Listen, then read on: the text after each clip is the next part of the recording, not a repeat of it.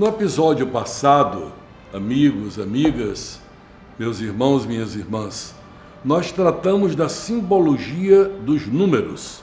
Muito interessante em toda a Bíblia, porque os orientais são muito ligados à questão dos números, como símbolos de realidades e até mesmo de nomes.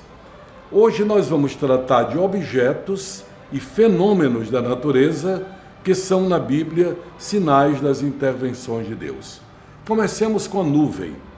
Quantas vezes se fala, olha, a nuvem que envolveu o Sinai, a nuvem que envolveu a Arca da Aliança, a nuvem que envolveu Maria, nova Arca da Aliança, quando ela para gerar Jesus, a nuvem que envolveu Jesus quando ele ia subindo ao céu, a nuvem que envolveu Jesus, Moisés e Elias na transfiguração, significa a glória de Deus, presença de Deus.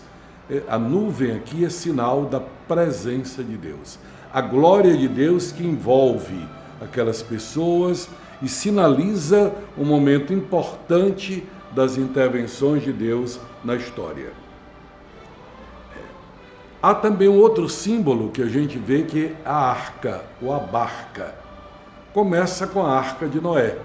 Quando tudo parecia que era destruição, Deus mandou construir a arca, ali colocou os animais, seres humanos, para que a criação não se acabasse, mas o ser vivo continuasse. Isso ficou na igreja também como sinal, até o batismo é comparado como a arca da salvação, porque é por ela, nas águas do batismo, que nós somos salvos, como os que estavam na arca, somos salvos do dilúvio, somos salvos do pecado e da morte e entramos na vida nova de Deus.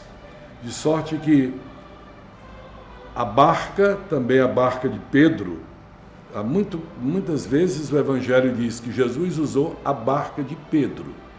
Isso não era só para dizer que ele utilizou a barca que pertencia a Pedro, mas já Pedro como sinal daquele homem que devia conduzir o povo de Deus como numa barca, o timoneiro que deveria ajudar a igreja a fazer essa transição da terra para o céu.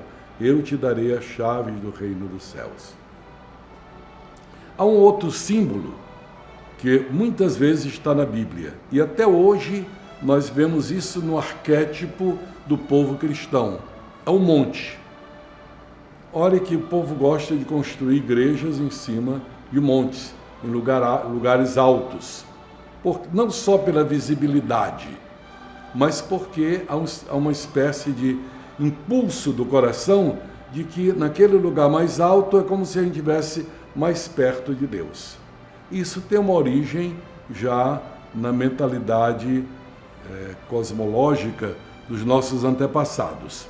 Para os antigos orientais, no mundo onde a Bíblia foi escrita, no Oriente, era assim: a terra é o lugar dos seres humanos, o céu é o lugar de Deus, e embaixo da terra é o lugar dos mortos.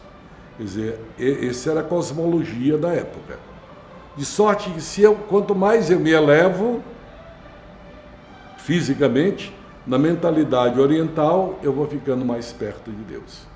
Olha o desejo dos que fizeram a Torre de Babel. Eles queriam chegar até Deus, subindo com a torre. Só que era uma atitude orgulhosa, pedante, desobediente, por isso eles se desentenderam, porque o orgulho e a inveja e a competição dão em divisão, e ficaram assim mesmo, né? Mas o monte, para nós, tem montes muito significativos na Bíblia. Por exemplo, o Monte Sinai, onde Deus deu as tábuas da lei a Moisés. O Monte Tabor, onde Jesus se transfigurou. O Monte das Bem-aventuranças, onde Jesus, sentado como novo Moisés, deu, por assim dizer, o estatuto do novo povo de Deus a ser seguido. De modo que assim nós encontramos o Monte Calvário, onde Jesus operou a obra da nossa redenção, e o Monte da Ascensão, onde ele se ergueu daí para o céu. Isto é, desapareceu do convívio humano. Quer dizer, o monte tem também um significado. São escolhidos montes para alguns eventos que se tornam sinais e símbolos para a vida de fé do povo de Deus. Eu ainda vou comentar sobre a Lua. A Lua, esse astro que sempre nos encanta, a Lua, ela não tem luz própria. Isso fez com que, desde o início, a igreja dissesse que a igreja mesma é como a Lua. Ela não tem luz própria. Ela recebe a luz de Cristo para irradiar para os outros. Maria é também simbolizada como a Lua. Quer dizer, a santidade dela vem de Deus. E ela então nos espalha, nos espelha, nos indica a santidade divina na sua própria pessoa. No caso, como a Lua, como imagem de Maria, imagem da igreja, no capítulo 12, um grande sinal apareceu no céu. Uma mulher vestida de sol, tendo a lua debaixo dos pés e na cabeça uma coroa de 12 estrelas. Por que a lua debaixo dos pés? Olha, veja que a lua, ela é instável aos nossos olhos. Ora é lua nova, ora quarto crescente, ora lua cheia, ora quarto minguante. Aos nossos olhos, a lua, uma hora está de um jeito, outra hora está de outro, dependendo da posição em que a Terra está em relação ao Sol.